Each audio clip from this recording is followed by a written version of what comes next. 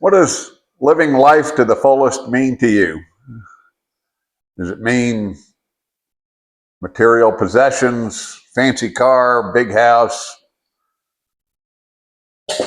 high dollar vacations, boats? I guess it means a lot of things to a lot of people. And I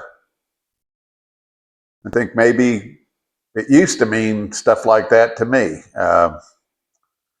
The older I've gotten, the more I just want to be at peace with myself inside. I want to be satisfied. It doesn't mean money anymore. I mean, of course, you want to have a roof over your head and be able to eat. But all that stuff doesn't mean much. It really doesn't. It's funny how, you go out and buy a new car or truck, and it's like the first week you got it, it's like, oh, wow, yeah, it's a big deal. And then a week after that, it doesn't mean anything anymore. It's just, it really doesn't. In fact, if you go in deep debt on it, it really doesn't mean much. Now it's more like you're living for it than, it's for you. I think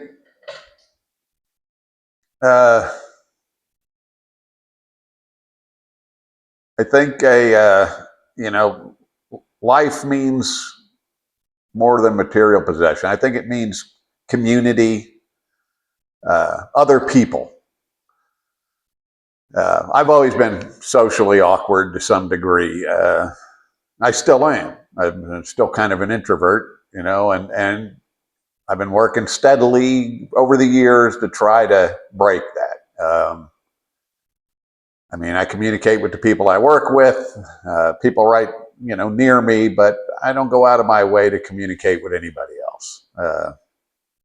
I've always said I kind of like cats and dogs better than people, but I gotta change that. Got to start socializing. And I mean face to face. Social media is not socializing. Texting is not socializing. That has messed a generation up because they don't know how to. I mean, I see it in the young generation. They don't know how to communicate. They're very awkward. It's almost like they're emotionless. Face-to-face communication, very important. Build community. And by this, I mean you get involved with functions for whoever. Around here, we got a place that takes care of displaced vets and stuff, and you can get involved in that. You can take a vet out fishing. I have a neighbor that does that. He volunteers, and he gets a vet on his boat, and they go fishing together. And I mean, it probably means the world to that guy. And it means the world to my neighbor because he's giving, and I think giving is the best thing you can do is give. You can get involved with functions for vets. Something I thought about is getting involved with functions for elders, people in nursing homes. They're there all by themselves. That's got to be miserable. That's got to be like being in jail. I mean, okay, yeah, they're not in jail, but they don't get to talk to people. They don't get to do anything. They're just there. You don't know anybody. I think it'd be nice to, maybe take a board game in and, see if anybody wants to play a board game. I don't even know if they let you do that, but I'm going to find out. I'm going to see if that's allowed, if there's a time that can be done. I'm going to see if I can get involved in that. Young people, there's a couple things I get involved with there, not on a big level, but I go to wrestling, high school wrestling. I know a couple people doing that. Another thing is local government. You know, we complain about our government. I complain about our government. They're all corrupt. Well, you know, we can't just walk into the White House, but we can walk into our local government. And I think that's where it starts. You got to go local, small, start small, and get them to do the right thing. And maybe that'll branch out and eventually reach Washington. Another thing my son brought up is starting a club. Uh, he and I both like building models. And you know, we've gone to some big model shows and things like that. And we're trying to start a local club.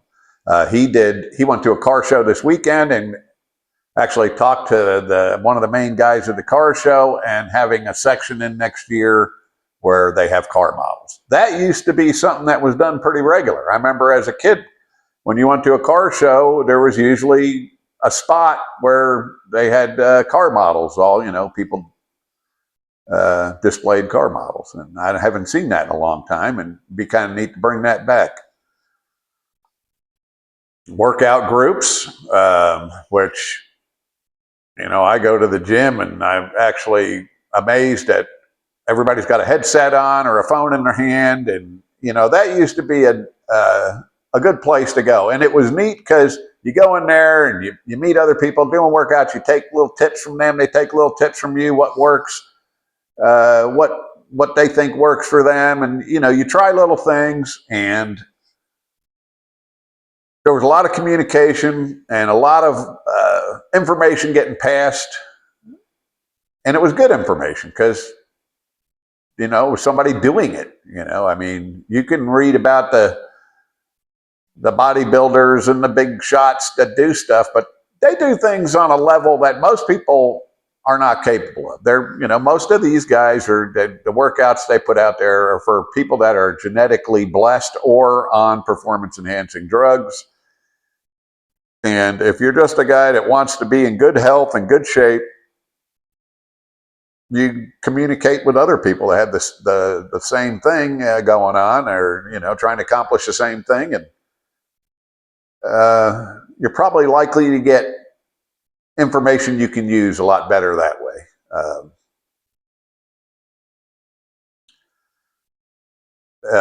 Another way to meet people, I say car shows because I'm a car guy, but whatever you're into. I mean, if you're into making quilts, you know, go to a quilting show or go to a craft show, or, you know, whatever you're into, find out what's going on around your area, and, you know, get into that. You're getting to communicate with like-minded people, meeting people, talking face to face, which I think is where we're all kind of going to the wayside here in this last 2 decades, I guess. Whenever cell phones turned into, you know, life on a screen, and a big one, help people. You know, I remember when I was a kid, we'd go on a vacation, or maybe just be going to my uncle's house on the weekend, and if somebody was on the side of the road, my dad pulled over. Didn't matter who it was, what was going on. He pulled over, made sure they were all right. If they weren't all right, he helped them. Of course, they didn't have cell phones back then, so, you know, it was a little different. And I know, oh, that's dangerous. You know what? Most people don't want to hurt other people. So, yeah, there's always a chance. But most people don't. Most people are just trying to live their life. I mean, if you go through life worrying about who's going to get you, who, you know, you're never going to do anything for anybody. But that was a big deal. He pulled over for everybody, and I try to do that if I see somebody on the side of the road. I mean, like I said, now everybody's got a cell phone. They can usually call for help, but I check just in case they don't. Their phone might be dead, or maybe it's something that can be fixed real quick. Maybe it's an old person with a flat. They just can't do it. Maybe they got a spare, and that spare is out of air. Take them to fill their tire up with air, put it on the car, or whatever. You know, just help people. That's another thing as far as helping people. We all have something we're probably good at. You know, you don't always, people always think, oh, give money to this, give money to that. Well, you don't have to give money all the time. You can give your skill to somebody. Give what you're good at to the people around you. That's your gift to them, and maybe you know it'll reciprocate. Uh, and if it doesn't matter because we shouldn't seek something in return every time we give. Sometimes giving is good just to give. uh, Something I've been working on the last several years, and I say several years. I mean, I read the Bible and I read other books. Is developing wisdom and understanding of others, and by that I mean when somebody's doing something wrong or not acting right. Well, what I mean by understanding is look at them and say to yourself, you've probably done it too. You've probably done what they're doing wrong, and they're just in that phase of their life, especially a younger person. You know, they tend to do more things wrong than older people. I mean, just seems that way. Maybe I'm biased because I'm old, but we've learned a lot of lessons, so that helps us keep from doing dumbass shit. But uh, just understand, understand and don't be so judgmental. Everybody's going through something different. I sometimes think of church groups, but I haven't had much luck with church groups. I have run into some really unscrupulous pastors. I know there's some good churches somewhere, and I'm going to find one. Uh, I've run into a couple pastors that were so dishonest. And here we go. I'm going right back on what I said, understanding. Well,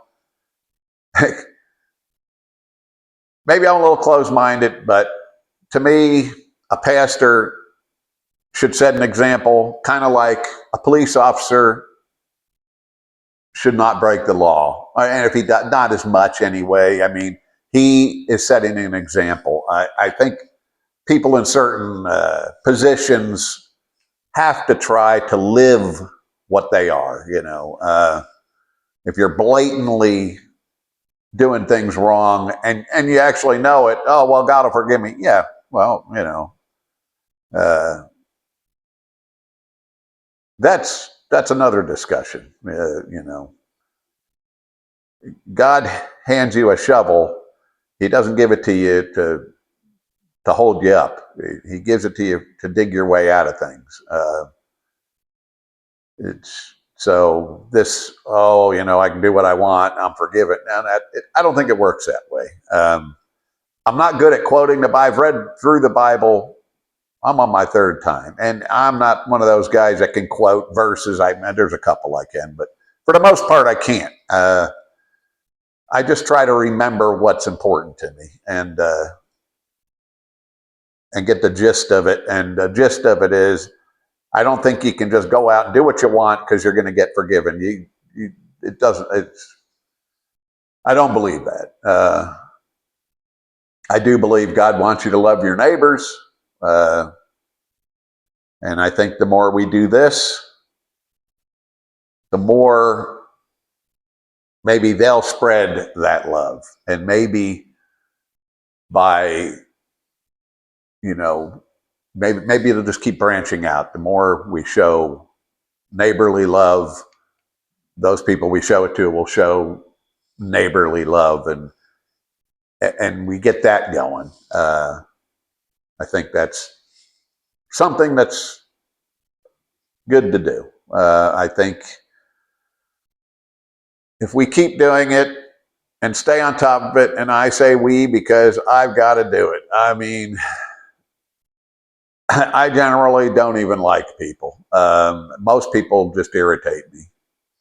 But I'm going out of my way to help even the people I don't like, because we are supposed to love our neighbor. I mean, just because I don't like them doesn't mean I can't be good to them. We need to be good to each other. Maybe this will catch on. Maybe it'll catch on.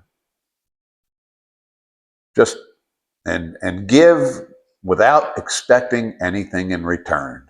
Just do that. I think these things, living this way,